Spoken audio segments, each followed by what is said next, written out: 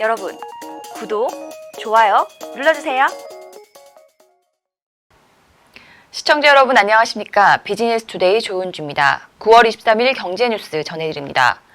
4대 그룹 총수가 이달 초 서울 모처에서 만나 재계 현안을 논의한 것으로 알려졌습니다. 23일 재계에 따르면 이재용 삼성전자 부회장과 정의성 현대차그룹 수석 부회장, 최태원 SK그룹 회장, 구강모 LG그룹 회장 등은 이달 초 한자리에 모였습니다. 최태원 SK그룹 회장이 모임을 주선했으며 식사를 겸한 편안한 분위기에서 여러 재계 현안에 대한 이야기를 나눈 것으로 전해졌습니다. 이날 모임의 대화 내용은 공개되지 않았으나 최근 코로나 상황에 따른 경제 회복 방안을 공유한 것으로 보입니다. 특히 최태원 회장이 차기 대한상공회의소 회장직 제안을 받은 것으로 알려진 가운데 상위 회장직 수락 여부와 경제단체의 역할 등도 화두에 올랐을 것으로 재계는 보고 있습니다. LG전자가 2년 연속으로 미국 소비자들로부터 만족도가 가장 높은 생활가전 브랜드에 선정됐습니다. 현지 시간 22일 미국 ACSI가 생활가전 업체를 대상으로 2020년 소비자 만족도를 발표한 결과 LG전자는 100점 만점에 80점을 받아 지난해에 이어 1위에 올랐습니다. LG전자 관계자는 차별화된 기술력과 위생 기능을 인정받은 LG 생활가전을 앞세워 글로벌 브랜드가 치열하게 경쟁하는 미국 가전 시장을 지속 선도하겠다고 말했습니다. ACSI는 매년 생활가전 분야를 비롯해 자동차, 통신 등 46개 산업, 400여 업체를 대상으로 소비자 만족도를 평가합니다. 삼성전자가 일본 이동통신사 KDDI와 5G 네트워크 슬라이싱 기술 검증에 성공했습니다. 네트워크 슬라이싱은 물리적인 이동통신망을 다수의 가상 네트워크로 분리해 활용하게 하는 5G 이동통신 필수 기술입니다. 이번 검증에서 삼성전자와 KDDI는 사용자가 이용하는 서비스에 따라 초고속 가상 네트워크와 초저지원 가상 네트워크 사이를 이동하더라도 품질이 안정적으로 보장되는 것을 확인했습니다. 삼성전자 네트워크 사업부 김태현 전무는 5G 네트워크 슬라이싱 기술 검증은 5G 신규 서비스 실현을 위한 큰 도약이라며 앞으로도 진정한 5G의 가능성을 실현하는 데 선도적인 역할을 할 것이라고 말했습니다. 현대차는 유엔 개발 계획과 업무 협약을 체결하고 포투모로우 프로젝트를 본격 가동하기로 했습니다.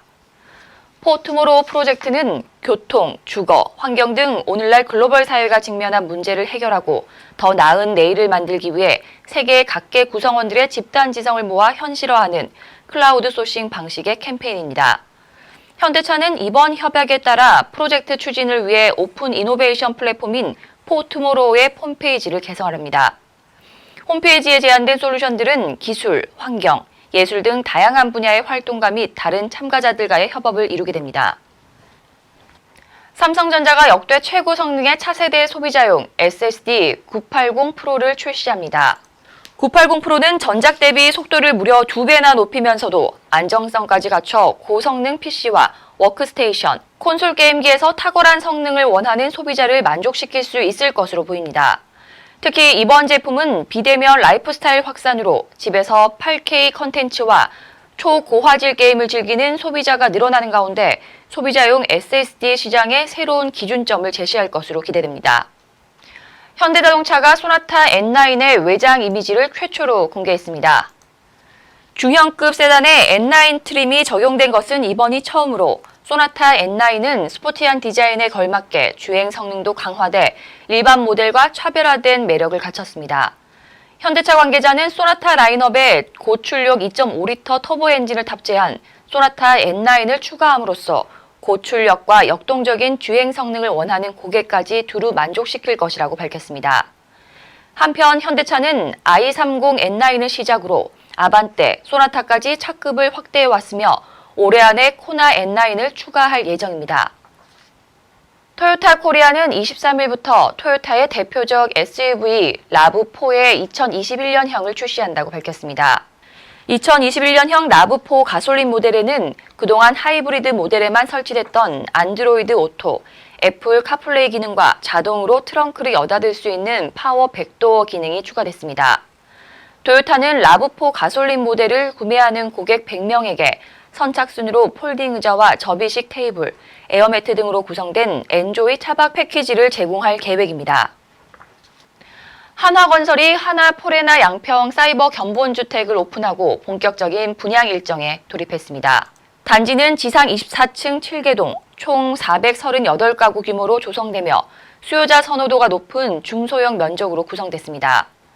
분양 일정은 23일 2순위 청약을 마지막으로 10월 8일 당첨자 발표 이후 정당 계약은 19일부터 21일까지 3일간 진행됩니다.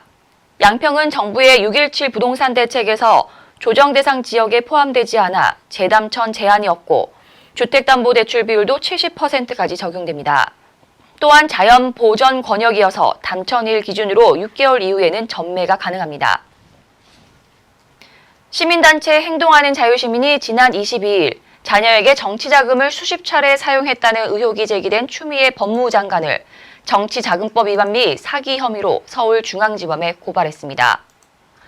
이들은 고발장 제출에 앞서 기자회견을 열고 추 장관은 수십 차례에 걸쳐 자신의 딸과 아들을 위해 정치자금을 사용했다면서 정당한 목적이 아닌 곳에 사용할 의사로 모금하고 후원금을 정치자금과 무관하게 지출했다면 정치자금법 위반 외에도 사기죄에 해당한다고 주장했습니다.